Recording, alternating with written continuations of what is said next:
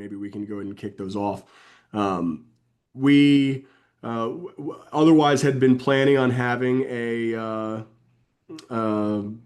on-site visit today to Medtronics in Juncos. That visit has been postponed due to scheduling conflict, but stay tuned. We're still very much planning on having that down the road to discuss industrial energy needs and how folks like Medtronic um, identify and then execute on the right solution for their operations. This is particularly relevant as reshoring of national trade and tariff battle is being waged, and manufacturers are looking back at the United States for potential new operations or expansions.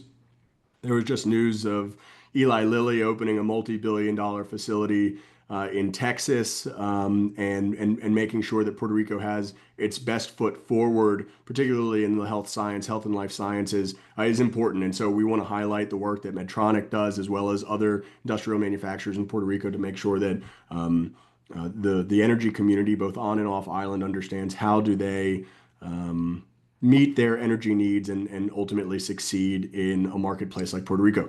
So that trip was for today. It's no longer taking place as of right now. Stay tuned for further advisement. We do have an event coming up September 15th and 16th. Last year, if you remember, we did a event at Vivo Beach Club for National Clean Energy Week. We were very happy with how it turned out. We had a series of great panels over the course of an afternoon discussing the role of natural gas in the energy transition, microgrids. Luma participated, Genera participated, New Fortress was there, a number of folks from the government were there, a lot of folks from the private sector participated to share their insight. It was a great afternoon. We're expanding.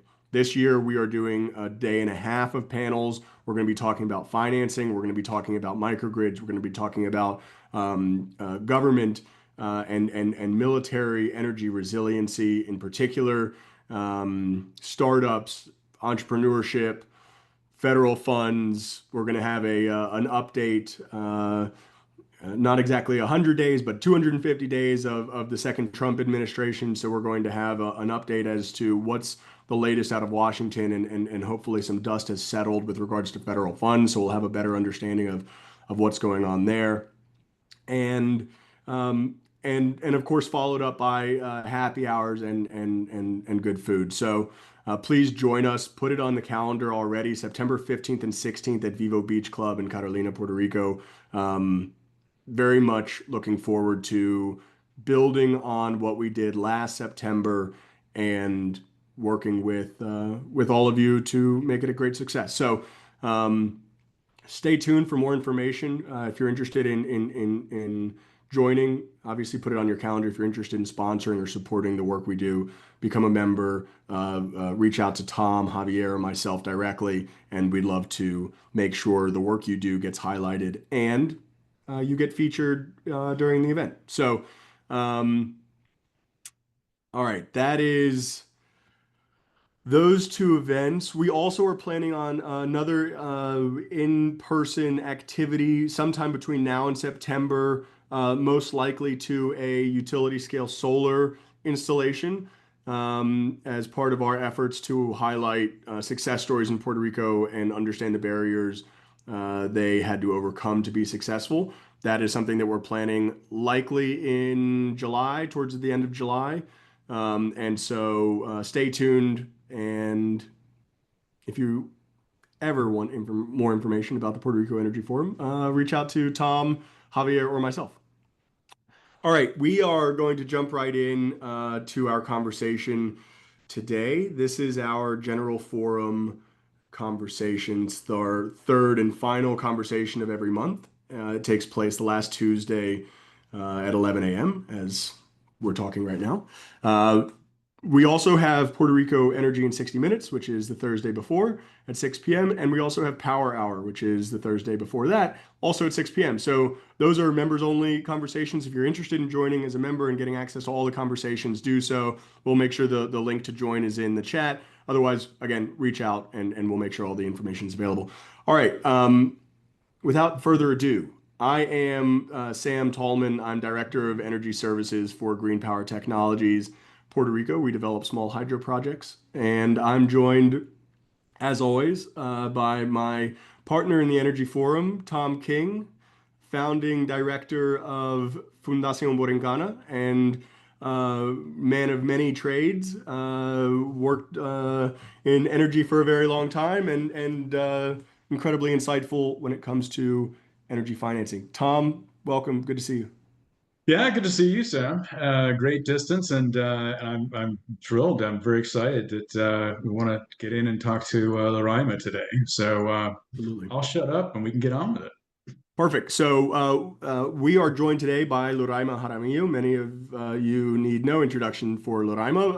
Loraima is an energy manager at Environmental Defense Fund and has previously held roles at the Solar Foundation and then IREC and then Luma with the grid modernization team and brings a lot of insight to the table. So Loraima, welcome and thank you for joining us. Thank you, Sam. Thank you, Tom, for having me today. So this conversation came about, Loraima, because we were, and really you proposed sort of a thesis that is very much aligned with everything that we've been discussing here in the Energy Forum. And so I want to give you an opportunity to lay out what that thesis is. But um, let's start a little bit before we even get into that. What is it that you do at the EDF and what is the role of the Environmental Defense Fund, particularly when it looks at energy in Puerto Rico? Currently, we're working as a clean energy manager in EDF. EDF has been working in Puerto Rico, specifically in Culebra, for several years now. We have developed, the organization had developed one project, which is called the pilot project that provided PV system to 45 homes. Culebra is a very specific community with very specific needs in terms of energy in any other areas, but especially in energy. And it's as any other community with have the LMI citizens and residents, but also had a specific energy situation that they provide. They receive the power from on the water cable, which sometimes is not reliable. And that so EDF wanted to support the community development projects that it's go directly of the needs of the people that lives in Culebra. So that pilot project was funded by fundraising, private fundraising. And it's just been, as it says, it's already finished in terms of the installations, and now it's working with some details of O&M, which is really important when we work with communities, energy projects, that we focus mostly in the installations and getting the money and install everything, but we need to be more focused also in O&M, and then trying to expand the support to the community. The nonprofit got this funding from the DOE to develop between 100 and 150 homes with PV systems also, but also will include a really heavy component in education and working with all the protocols and requirements from the DOE, like taking into consideration what is happening with the historical elements of the structures or flow environmental impacts of the projects and the different components that are really important for the project. So it's basically responding to what the community needs. It's been responded since 2020, I think. I wasn't part of the organization, but it's a really nice project with collaboration with other profit to nonprofit Mujeres de Islas and also Foundation for a Better Puerto Rico, who are the component in the island working directly with the residents. This is going to segue. I'm sorry, my role is basically project manager with these two nonprofits. This segues into what we want to talk about, sort of the heart of our conversation today, but how replicable is this type of project in other communities? Culebra has a lot of nuances. It is not like other municipalities in Puerto Rico. It's not even other like Vieques, the other island municipality. There's a lot of unique challenges. It sort of has a unique energy profile in its own right. There's not industry there. It has a lot of challenged public services. How replicable is this type of project? Or does it speak to exactly some of the challenges that we're facing more broadly, which is we need a lot of unique stakeholders to come to the table and say, okay, how do we tease apart what's going on in places like Culebra? And that's probably a pretty good segue and invitation for you to work on your theme for the conversation. So the main focus of this project is you can replicate in other communities. It's the same basic need, a reliable electric supply service. But the project per se I would never suggest to replicate a community-based project in another community because each community is different.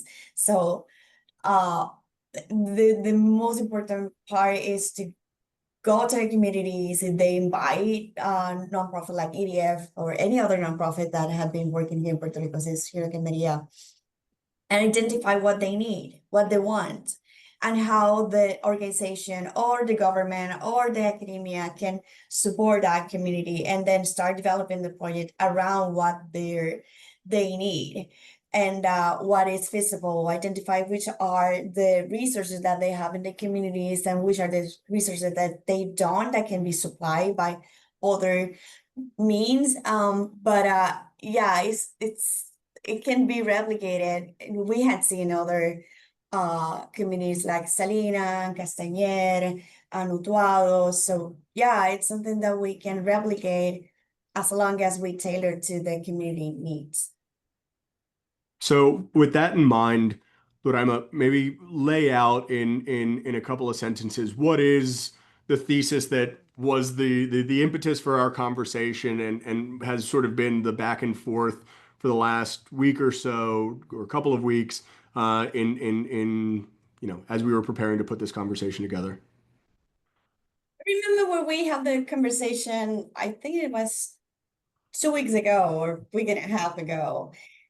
You mentioned talking about area work in Culebra and community-based projects. And frankly, there's a lot of people here in Puerto Rico that can talk about it and have more experience than myself. And I wanted to have a twist of that conversation, more like how can I contribute in this conversation? So taking into consideration my experience in the utility and in the community, which is being the discussion currently in the media and in different forums in the energy sectors.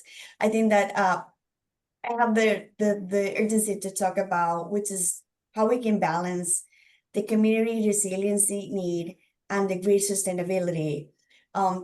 There's been a public discussion about the increased renewable energy distributed generation had an impact in the electric grid in terms of the energy consumption curve, or how these old, obsolete, and neglected power plants cannot keep up the energy demand fluctuation due to partially by the distributed generation. And in the other hand, and I can see it every single day when I work in communities, or in the industry, the distributed generation evolution in solar will continue as long as we don't have a reliable energy service. So this is something that when someone hear that, well, what is happening in the grid is mainly, or it's because the DG, could be offensive or could be sort of attack to solar industry, other communities trying to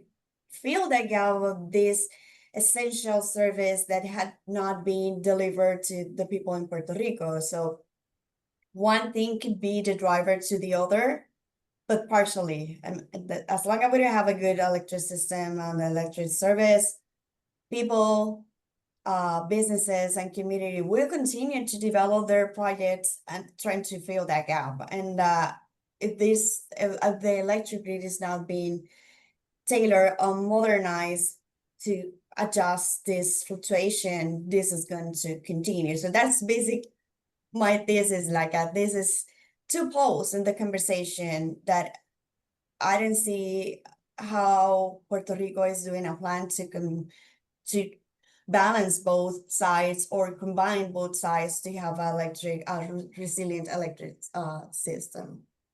And we'll get into this, I think, a little bit later in the conversation, but I would go so far as to say we're actually encouraging some of the challenges that creates tension between those two systems.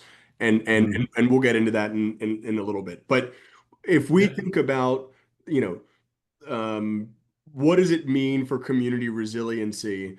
And I participated on a panel 2 months ago where we were specifically asked to talk about community resiliency and energy in Puerto Rico, and I made sort of the contrarian position that there's not, with a few exceptions, really a sense of community resiliency. There are individual solutions being sought out either on the residential, commercial, or industrial level.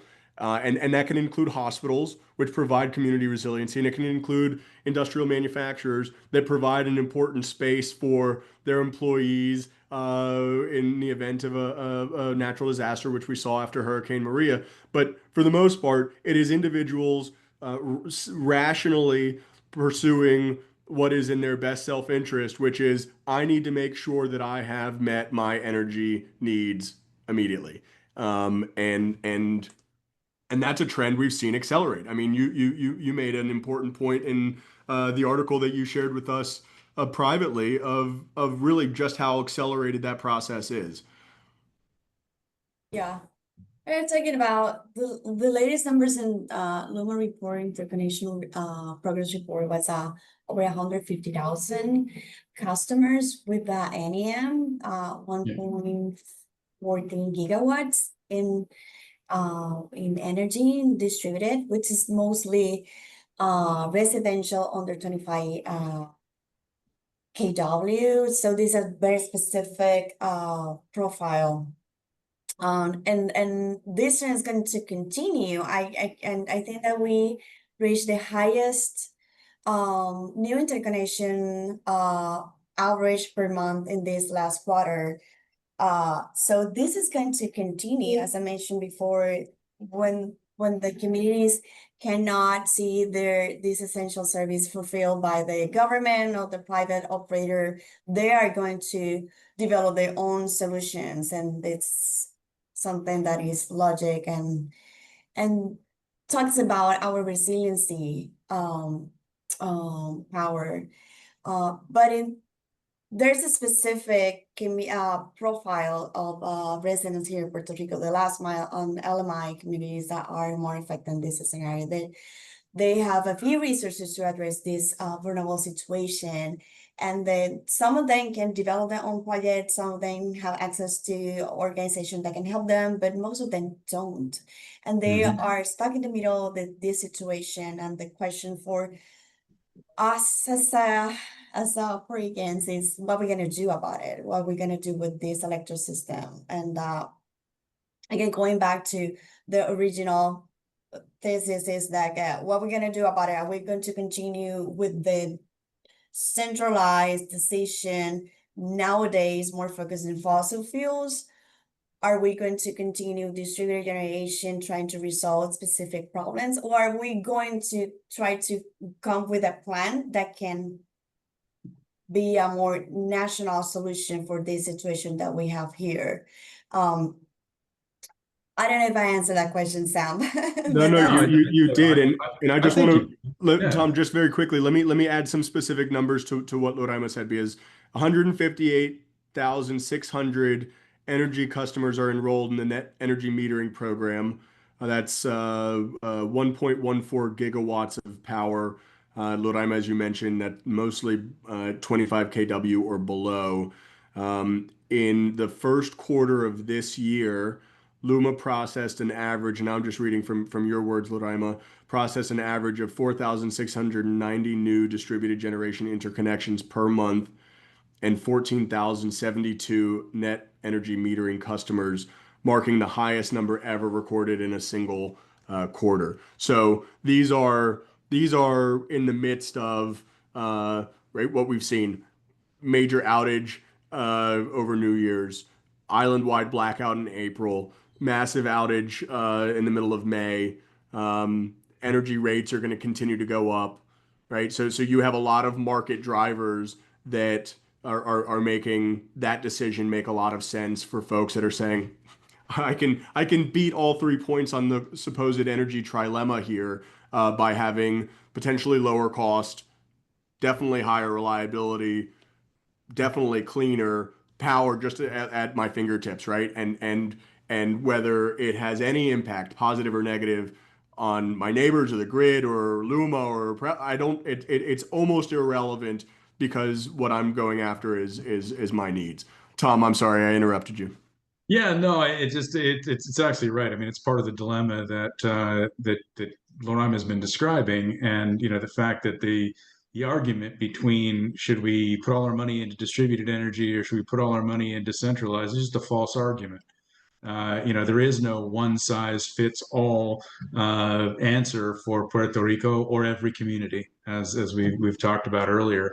Um, I think it would be lovely if we could come up with a plan, and I think that's part of what the IRP is meant to do. Though it doesn't do a very good job of incorporating expectations about additions of distributed energy.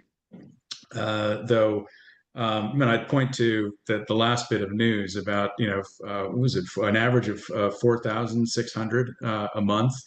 I mean, that's a huge success story for Puerto Rico and for Luma, frankly.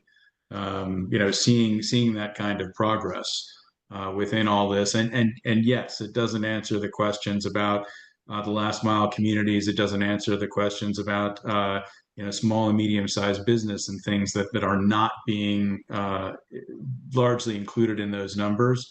But overall, it's a good thing. Can it affect the grid? Yeah, absolutely. And but what we have is we have a reality of slow moving improvement of the central grid and an ability to push. And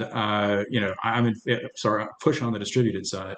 And I'm clearly in favor of pushing on the distributed side if there's nothing else in place. So I think what you were saying, Sam, is that people are gonna vote with their feet. They're gonna vote with their solar systems, right? They're going to if they can make sure that they and to some extent their community, their neighbors, et cetera, have resiliency, and they'll find the wherewithal, the means, the money, the capital.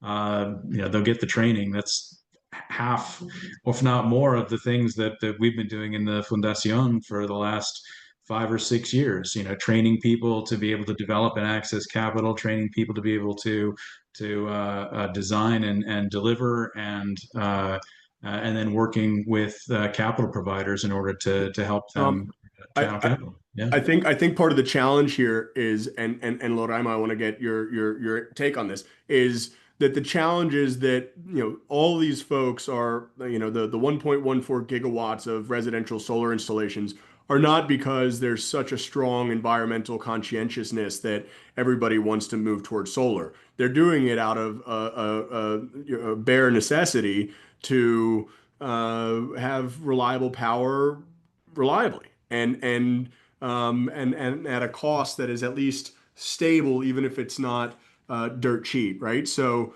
there's it may look good, but it's born out of a necessity that should really needs to be ameliorated. And the question, Loraima, is how do all of these DG installations end up feeding back to the macro level situation that is driving people to distributed generation in the first place?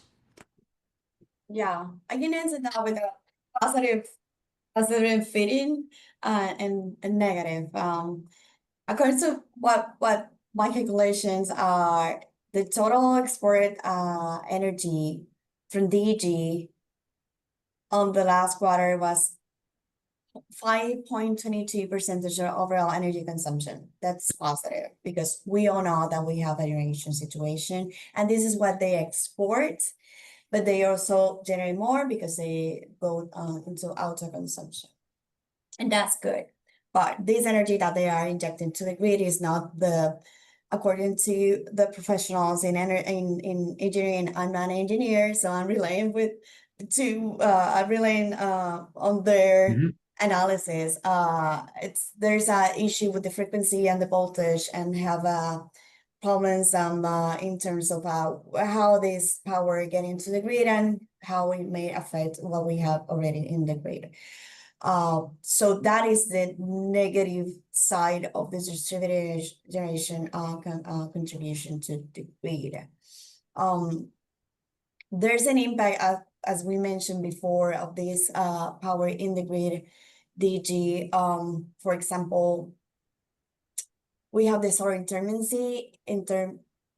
intermittencia solar, I'm sorry. Sí. So I had an impact in the dark curve, which is the curve. I'm pretty sure that it's been mentioned before in these forums, that this is the how net demand dips dramatically around the day when solar production is high and spikes sharply in the evening. So there's a fluctuation between the consumption and then the fossil fuels plants that we have, which are old, cannot keep on with these fluctuations because they were not designed for that. They were designed to run in the highest capacity without any fluctuation, because they were designed for a one direction electric system that is not what we have right now. Yep. And also we have issues with the frequency and voltage stability. There's a risk in that in there. So we have this technical that other people here in the industry can argue and have a conversation more in depth of what we have right now, or we having right now. But there's a fact that this DG power that we are developing here to tackle resiliency in the residential small businesses and community level provided resiliency, but also in the macro in the electric grid had an impact. So the question is how we are going to evolve and modernize the electric grid to allow this generation to continue growing, because it's not going to stop and we don't want it to stop. But we need to have in mind that we need to make changes and modification in the electric grid that can allow this to happen. At the same time, we continue with the energy resilient reliability in the grid, and that it's cost. It's gonna cost money. It's gonna to require new designs, new planning in the electric grid. That the point is that I don't see it right now. I expected to see in the IRP, which they're going to continue to present it in October. But I think it's really important to have this conversation right now, because this is going to be a huge problem in the future. Maybe not right now so much, but in the future, definitely. And I think one of the challenges is that a lot of terms end up getting conflated here, right? I think the challenge is not DG or distributed generation necessarily, but it's a challenge of incentives. And so we're not going to be able to until the baseline, which is a reliable macro level utility, a grid that works for everybody. Until that happens, people are going to forever find their own solution that works as good as possible, right? So distributed generation is a trend that we're not going to be able to arrest. It seems like there's an incentive structure that is off because we're encouraging folks to do that. And then with the technical challenges between how the 1.14 gigawatts of distributed generation then interact with, major power plants that have a challenge ramping up and down. That's the issue. It's not that people are pursuing their own solution. It's that then there's an interaction effect between those individual residential systems and the grid. Yeah, I mean, technically, there's a more local issue as well, but on a macro scale, that's definitely true. Jay actually put a question in here, and I don't know if anybody here has the technical knowledge specifically about different areas of the grid that are more affected. Look at where most of the distributed solar is, and that'll probably tell you what's going to be problematic first. But the truth is, if you're generating a lot of power out on the end that's not being consumed or stored, then you end up with greater problems within that node, right? Anytime you've got, sorry, I'm not an engineer, but forgive me if I get this wrong, but you can have localized instability, and you could be tripping off and opening up local breakers, et cetera, and sending people off based on local instability, based on too much, solar coming on to a local node. And that's one of those things that you can't satisfy by trying. You can't get the power out effectively. So it's not like you're generating something that you can spread around like you can do from one area to the grid with high voltage, et cetera. It's very much more difficult on a localized basis for these types of things, and it's one of the difficulties that you have to juggle between the distributed power and what you do. There are technical solutions, add storage capabilities within the local nodes, right? If something happens and you're generating too much power, you can't send it to ground. You've got to change eventually the net metering rules and laws, depending upon how that goes.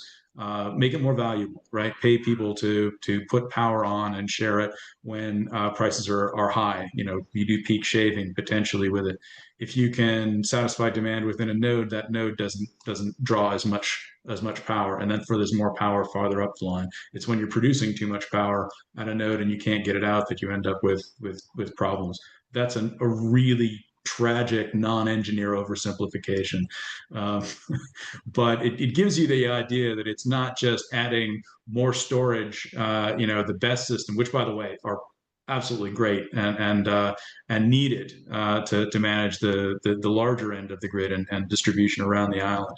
But on a local basis, some of the solutions might be if you want to penetrate more uh, distributed solar and things like that within a nodal area, within a loop, within a community. Maybe you have to, as a community or as individuals, add more storage, right? So that you don't have the situation where you're generating power, your batteries are full, and you're putting the power back onto the grid and creating instability. It all comes with a cost. But as Loraima said, that means that we need to start planning for this stuff, right? These decisions need to be made. There needs to be something from the regulator. I'm not sure we need legislation. I think the regulator is perfectly empowered to do this, but Luma, whoever is sitting there and advising and helping make these decisions, and specialists need to be called upon to start thinking about this. And there are people who understand this needs to happen, but nobody has the bandwidth to or is looking at it at this point. So Loraima we're planning on adding a lot of utility scale BESS. A lot of residential solar systems already have battery storage associated with their systems.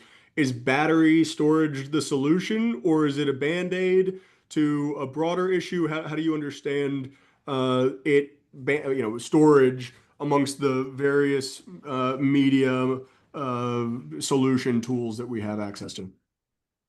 Again, that's a question that is heavy on the technical side, and again, there's people that can respond that question It better.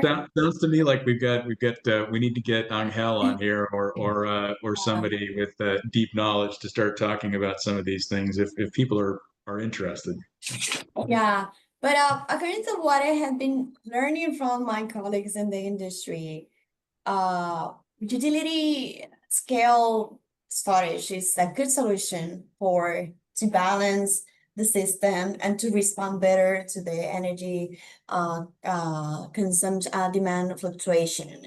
On the distributed level, it would I assume, and again the same according to Tom what just said, my excuses if I say something wrong, but it would require a more advanced technology to balance distributed. It's going to be really difficult to balance or to call all these batteries to one command that the electric grid need, and they are distributed, and it's going to be really difficult to get them all. And as I have seen in the future power plant, it's a good solution. It's a good way. The way that I see it is a good way to use distributed generation in favors of the electric reliability.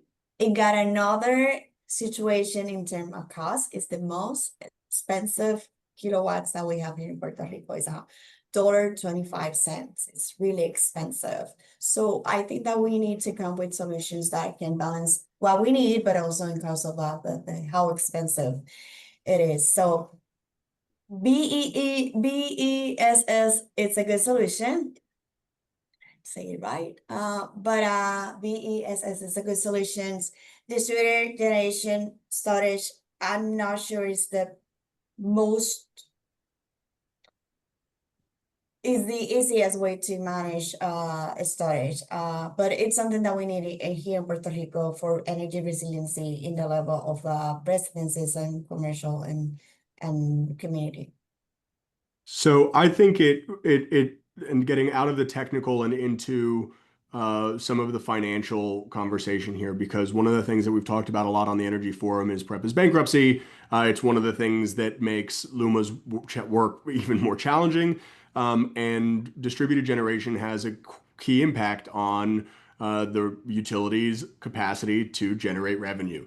And I think that that's another key point of the conversation I want us to get into, Loraima, because in order to improve the state of the macro level grid, PREPA needs to get out of bankruptcy. In order for PREPA to get out of bankruptcy, they need to show reliable sources of net revenues, which means all the more defectors makes, all the defectors represented by distributed generation make that a little bit more challenging, right? If not significantly more challenging.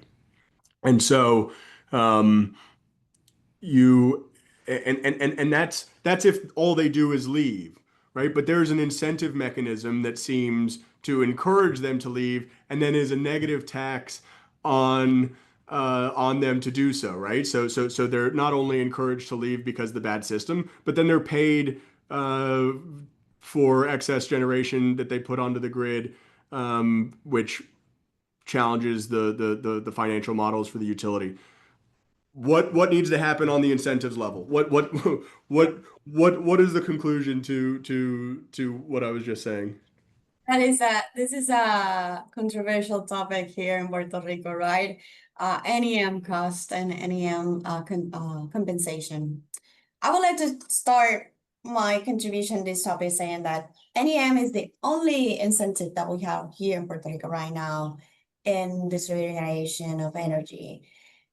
And NEM customers, I would say that are the ones that are doing the most for energy transition transformation for 100% renewable. So that's something that we need to recognize, that these customers are paying for the PV system without almost no other support from the government, which is the entity that established this goal, but haven't support a lot of businesses and individuals to comply with this goal. So they're doing their part.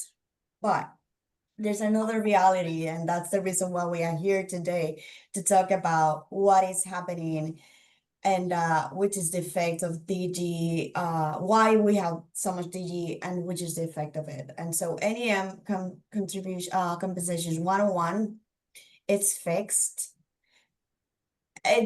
So there's been a discussion about if it should be reduced, it should be eliminated, should we keep it? Right now we have to keep it into 2031. There was a study that was running by conducted by the prep, and they published the draft. And what they found is that the cumulative cost shift for non-NEM customers is over $321 billion. And I'm gonna pause here to explain why there's a cost for non-NEM customers. So, despite the clear contribution that we have in renewable resiliency NEM, they found that there's an unrecovered revenue for NEM. So it's basically fixed cost. Basically, NEM customers avoid paying their fair share, their share of fixed grid infrastructure and operational costs because they have this credits, right? So they reduce their bill was still there because they export the energy to the grid. So all this fixed cost that are related to all these credits they don't disappear. They need to be recovered in any other way. So what is happening right now is that not NEM pay for that. It's socialized. So that is the cost that for non-NEM customers for distributed generation with NEM. That's the reality. It doesn't need to be like that. I do not agree with the thought that they should eliminate NEM. They could, as Tom's mentioned, they can evolve in terms of when I can pay more or less for this energy. Because another thing about this regeneration contribution to the grid is that they support the grid with what they have in the moment that they have, but that is not necessarily when the grid need that energy. So that's another thing that we can evolve NEM program, that whenever I need it the most, I'm going to pay you more, or when I need it less, I'm going to pay you less. But a payment should happen because the customers are contributing. That's the way that I see it. It's my personal opinion. It's not necessarily EDF opinion. But if you provide something to the grid, you should be rewarded with that because of that. Yeah. Yeah. So, No, should I they? think most people agree. Even folks that are talking about the staggering cost, right? So, and it falls more squarely on frankly LMI families who cannot get solar, and like right now it's falling on LMI families in Puerto Rico very hard because the money that people are that the center is not gathering from people that they're allowed to have a free battery effectively, or battery extension in the case of Puerto Rico. Don't cover the cost. Now, should they get benefit for the power that they put back onto the system? Yeah, sure. I mean, but the value of that power is not 100% of the retail rate, right? That's a subsidy. It's an incentive. And just like the ITC, these are not things that are supposed to last forever.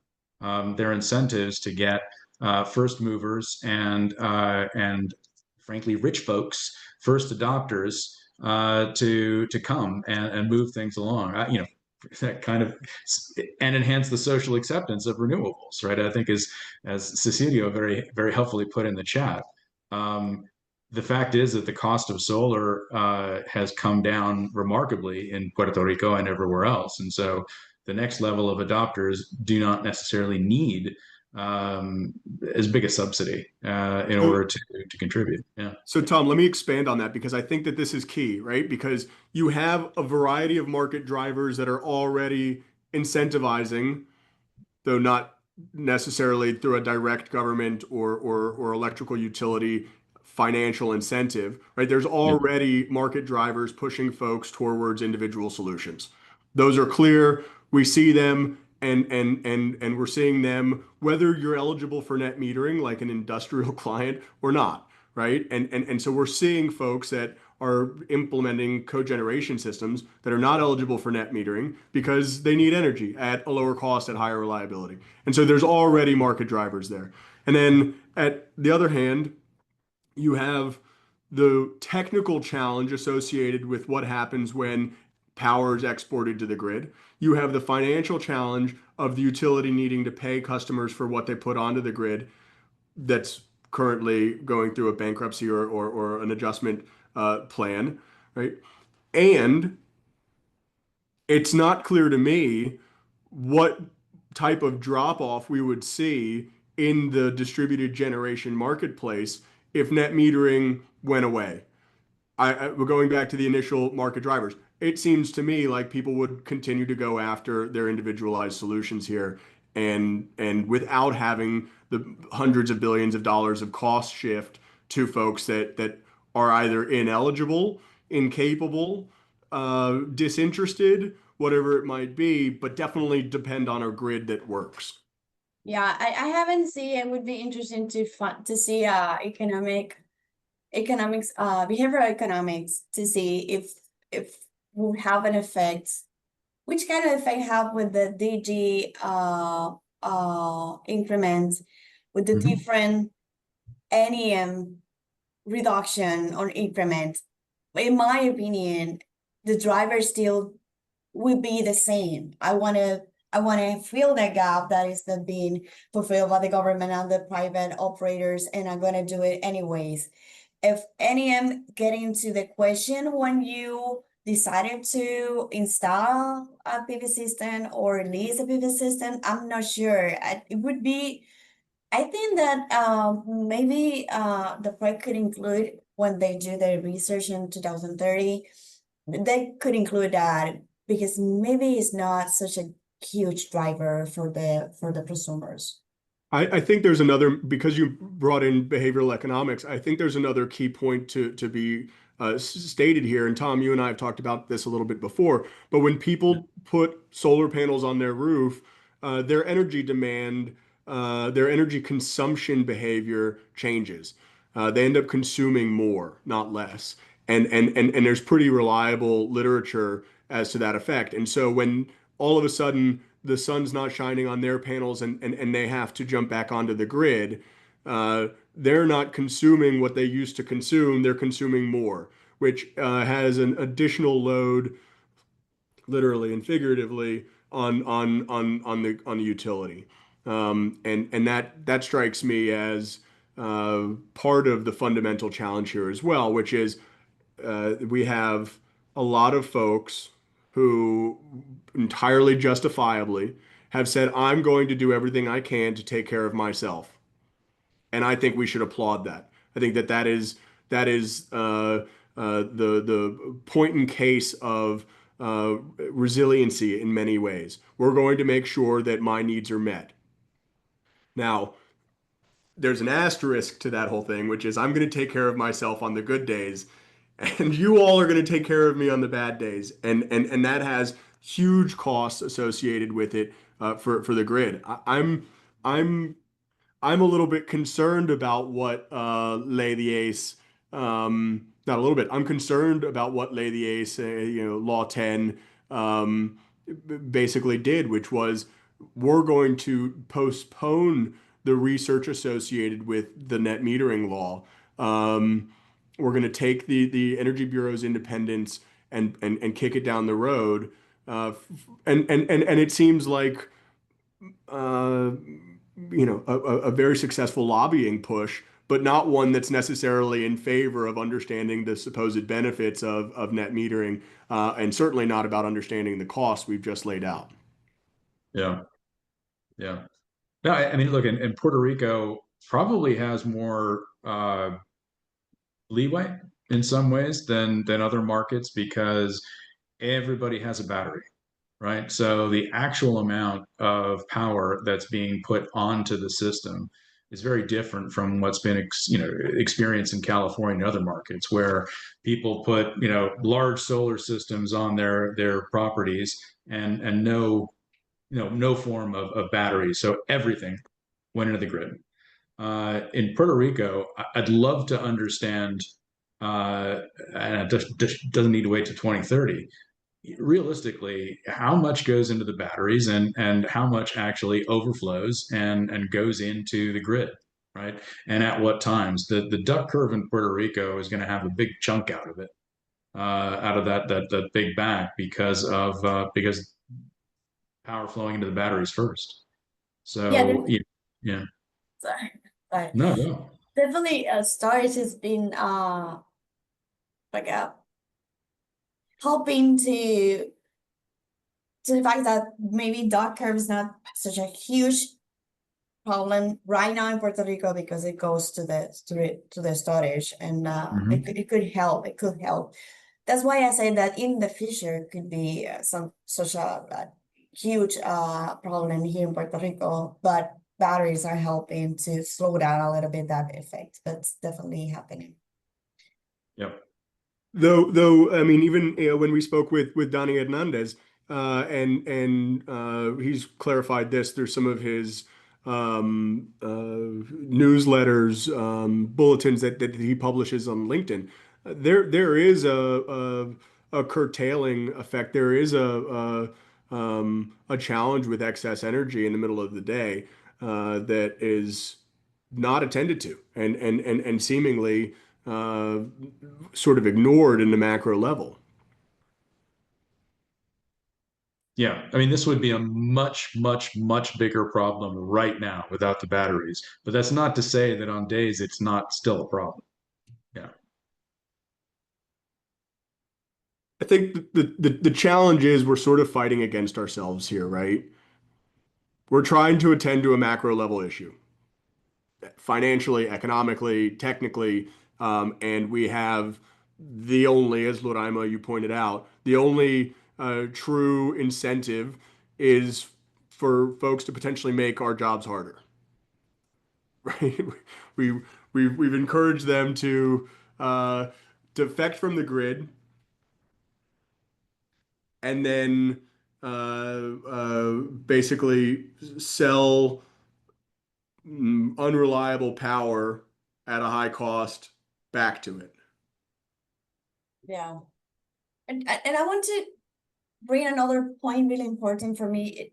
Yes, NEA had a cost, economic cost on PREPA's financials, had an impact. But I would like to point out that there's other things that are happening in PREPA that had bigger and more important impact. So this narrative or discussion that NEM is a burden for PREPA financial, there's a cost, but they're the ones that are recovering, the ones that are responding to that cost is the not NEM customers, it's not PREPA.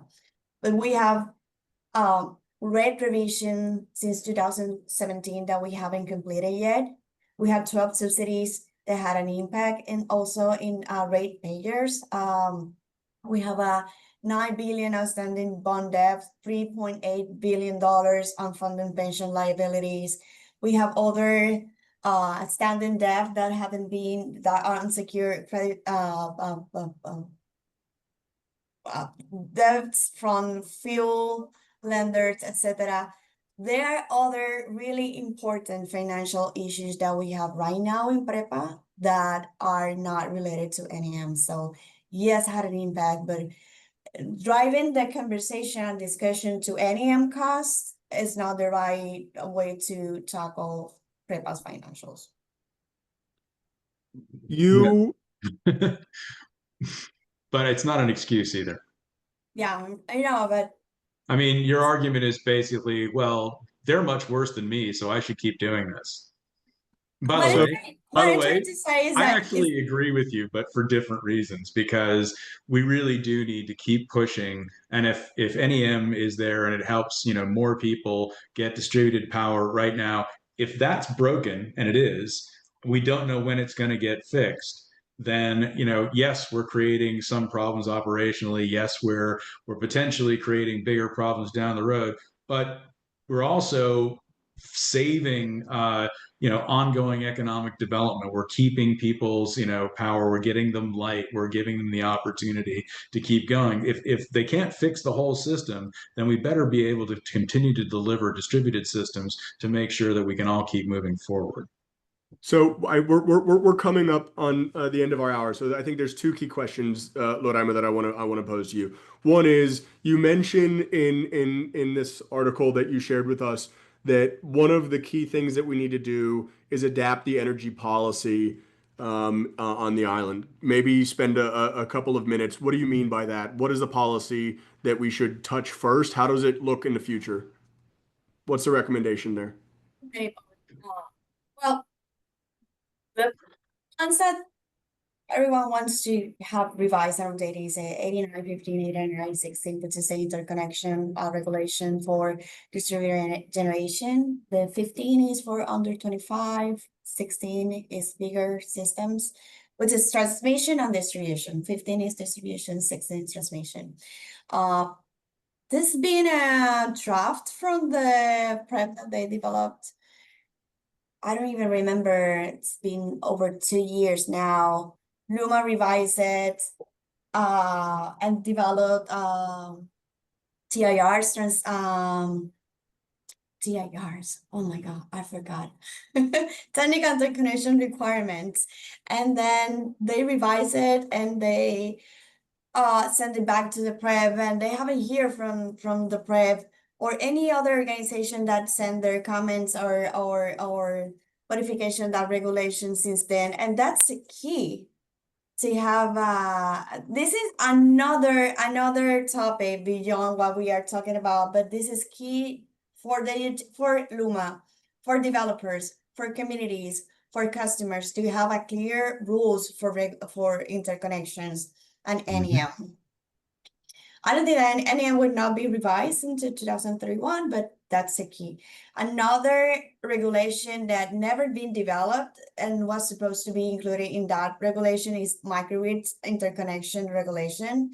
We need that as soon as possible. The prep knows that. I used to work with those regulation when I was working in Luma, so I know that we need as an island those regulations as soon as possible. The way that I see is that the market and the communities and the customer are developing solutions for DG way more advanced than the regulation. So the regulation cannot keep on of what we need here in Puerto Rico. So for the prep, they need to do their homework as soon as possible.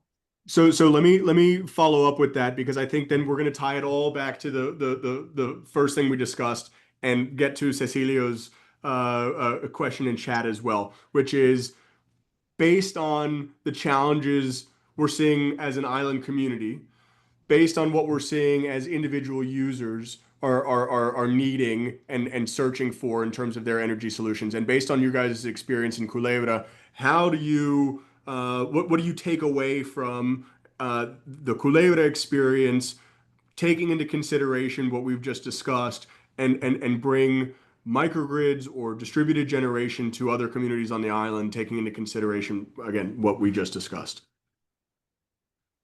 You're on mute. Sorry. Is a way it feels like the framework, the regulatory framework is not included what the communities need or what of any other energy customer need here. So the question is about the regulation, right? Or just how do we take the Culebra experience and recognize that we need to make sure that distributed generation is both balanced with the community resiliency and grid resiliency goals, right? I mean, we there's a lot of things in the balance here that we have to take into consideration when we develop solutions. And as you said, the regulation is not necessarily up to speed with us. To speed. Again, we're going back to the original thesis of this conversation. Electric grid is not reliable. We haven't seen progress from the government or the private operator. We haven't seen a clear plan how they are going to, provide this essential service that we need. And the communities like Culebra are going to find a way to provide for them by them according to their needs. So right now it's going to be the cycle that I mentioned at the beginning, and organizations like EDF, we are here in Puerto Rico to respond to the needs of the people in Culebra, and then Cecilio me está desenfocando. And saludos, Cecilio. He was my boss, right? Former boss. So we are here in Puerto Rico trying to respond to the needs of the communities and do as much as we can with our capabilities, which are limited right now. And then as ADF, there's other organization here in Puerto Rico doing a terrific work right now. So we are going to continue trying to provide that to the communities. But frankly, I think that the government and the private operator, they need to do better for the people in Puerto Rico. So we don't have to rely so much in distributed generation. So we don't have to try to fundraise and try to move everything that we can to provide to the people here in Puerto Rico what they need, especially when we had such a terrific and wonderful electric system and we just neglected and we didn't maintain it as the way that we should. And I said we, because it's public, it's our, and we need to also recognize as part of everyone in Puerto Rico that we allow this to happen. We don't want this to continue. We want a change and something that we don't want to live again as Second Maria. So I haven't seen my feedback is I haven't seen progress. I haven't seen a plan. I haven't seen how we are going to incorporate DG into what we going to do here in Puerto Rico. And we need to have that conversation as soon as possible and see results soon. Yeah, I think that there's a real sense of frustration and discontent, and this is on, Tom, you and I were talking about this at Puerto Rico Energy in 60 Minutes last week, that this Yeah. is not just regarding electric and energy infrastructure, but it's related to almost all government services. And there needs to be some appropriate level between the individual or municipal in some cases and the state level, and microgrids sort of fill that void on the energy side, which is some regional level of governance, some community level of governance that is not just individuals pursuing their own rational solutions, and it's not just waiting on the macro grid to get their act together and make the solution really viable for everybody who can't do the former. But it is, how do we make sure, and Loraima highlighted some of the specific regulatory regimes, the 8915 and 8916 regulations. How do we make sure it's easier for communities to band together and say, okay, not all of us have the means or the wherewithal or the technical capacity to do on-site energy, but excuse me, as a community, we can do a microgrid. As a mixed use community, as commercial, industrial, residential, we can do an energy community. That at the moment doesn't exist. That level of community resiliency doesn't exist. And so with success stories in Culebra, which hopefully we continue to see, and I'll be really interested to see to what extent does that represent the intermediary solution of rooftop solar linked together versus a single point of generation that's distributed to individual users, right? At what point are we bridging the gap between those two levels? And I think that that's something we need to see. It's something that it'll need to be a natural outgrowth of the challenges we're seeing at both the truly distributed level and the truly macro level, which both have fundamental flaws. Loraima, I Yeah. don't know if you have closing thoughts that you'd like to offer. Otherwise, Tom, if you want to jump in. Yeah, no, I mean, I won't jump. Well, Well, hold on, Tom. Let quick, Loraima quick. speak first. I wanted to say You thank were you just for slow this. taking yourself off of mute. So I just want to say thank you for this opportunity to have this conversation. And I would like to see this conversation, this topic, continue with other people here in Puerto Rico, government, utility, other nonprofits, the industry to expand and to have this conversation about the goods and the bads that we're having right now, how we can make it better. So thank you for this opportunity. thanks for joining. Thanks a lot. I just want to remind people that I mean we are working on microgrid acceleration and have been working with a group that came out of the Puerto Rico Energy Week that were on a narrower mission, but a more accelerated one the last few months, looking specifically at the interconnection protocols for microgrids. And so they've been working on bringing different bits and pieces of it together and working from the original protocols that were set up and looking to expand and go beyond that.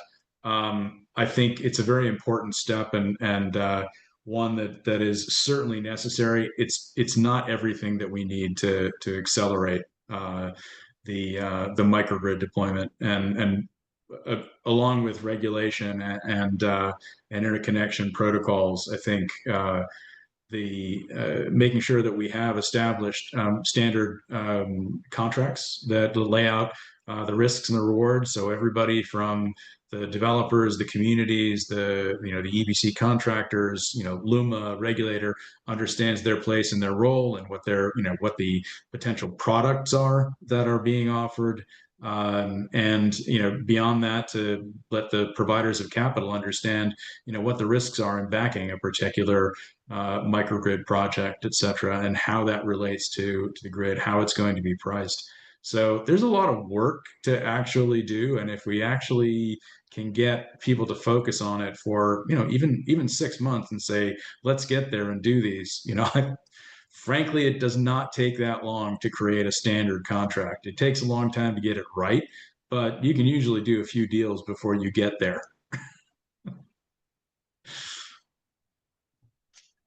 I think we will leave it there. But thank you for joining us. Thank you for your insights. Looking forward to this article whenever you decide to publish it and look for the Puerto Rico Energy Forum to help promote it so that more visibility is driven its way. I think this is an incredibly important topic that is under discussed, quite frankly, and there's a lot of sensitivity as you alluded to regarding some of these topics and it requires community level folks, it requires technical folks, it requires the grid operator, it requires political leadership. A lot of folks need to be involved in this type of conversation because if we're truly interested in making sure that there's a reasonable solution that can be reliably effectuated, then this is one of the pieces that we have to figure out. So thank you, and you're always welcome back.